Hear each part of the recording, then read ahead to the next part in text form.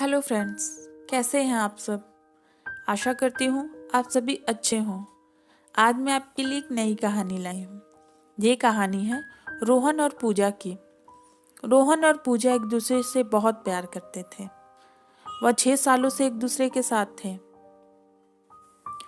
वे phone पर कई घंटे बातें किया करते थे और दिन भर हजारों एसएमएस एक दूसरे को भेजा करते थे।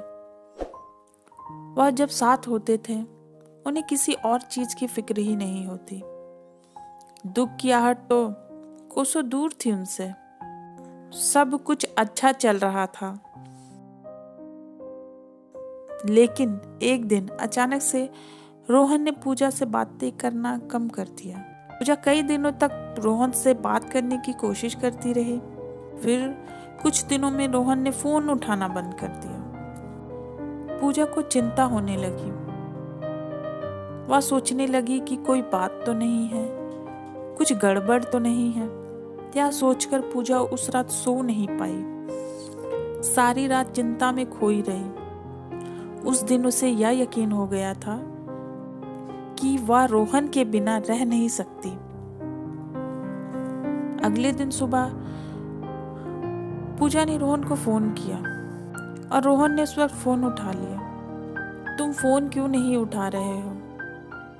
रोहन ने कहा कि तुम मुझे फोन मत करो, मैं काम में बिजी रहता हूँ। साथ में रोहन ने यह भी कह दिया कि मुझे लगता है कि अब हमें बातें नहीं करनी चाहिए, क्योंकि मेरे पास टाइम नहीं है तुम्हारे लिए।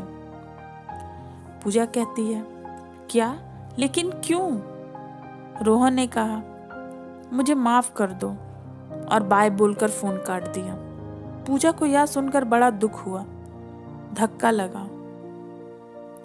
पूजा को यह सुनकर बड़ा धक्का लगा, मानो किसी ने उसकी दुनिया ही उजाड़ दी हो।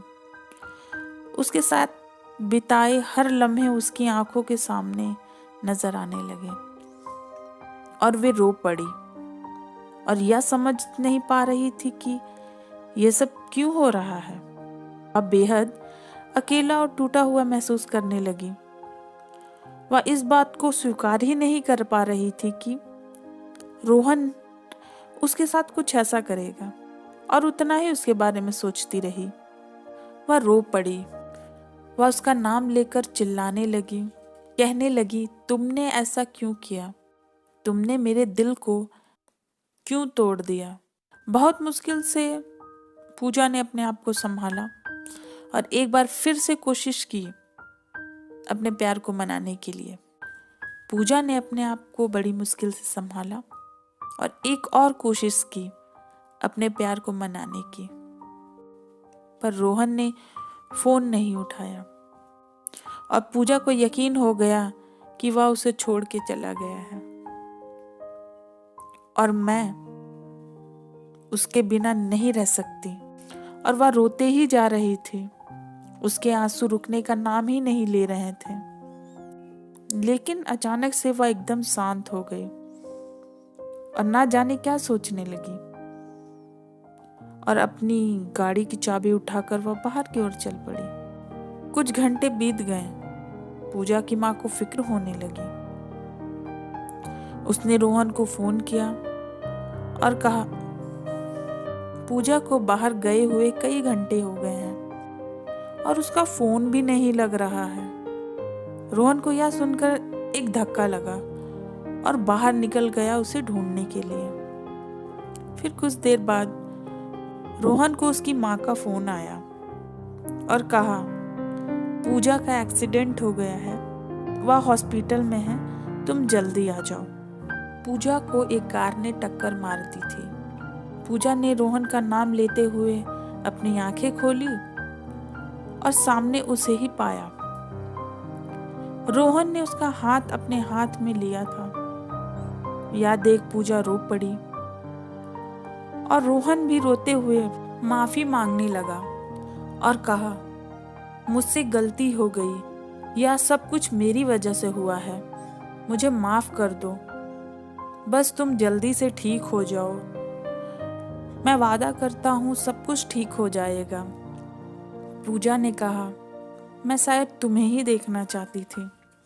रोहन ने कहा, प्लीज़ ऐसा मत कहो। पूजा ने कहा, बस मुझे एक बार बता दो कि तुमने मेरे साथ ऐसा क्यों किया।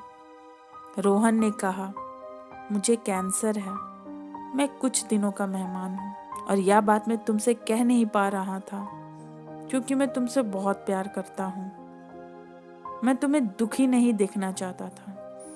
पूजा ने कहा, मैं भी तुमसे बहुत प्यार करती हूँ। यह कहते हुए पूजा की धड़कन रुक गई और वह रोहन को छोड़ के चली गई। या रोहन सह नहीं पाया और कुछ ही देर बाद उसने भी अपनी जान दे दी। या सोचते हुए कि काश मैंने तुम्हें सब कुछ बता दिया होता तो तुम आज जिंदा होती। आज जो कुछ हुआ उसकी वजह सिर्फ मैं हूँ। मेरी वजह से तुम्हारी जान चली गई। या कहते हुए रोहन की आंखें बंद हो गई। जिंदगी में एक बात तो तय होती है कि इस जिंदगी में कुछ भी तय नहीं होता। कैसी लगी आप सबको ये कहानी? अच्छी लगी तो सब्सक्राइब करें। मैं इसी तरह आपके लिए कहानियाँ लाती रहूँगी। तब तक के लिए अपना ख्याल रखें। Thank you.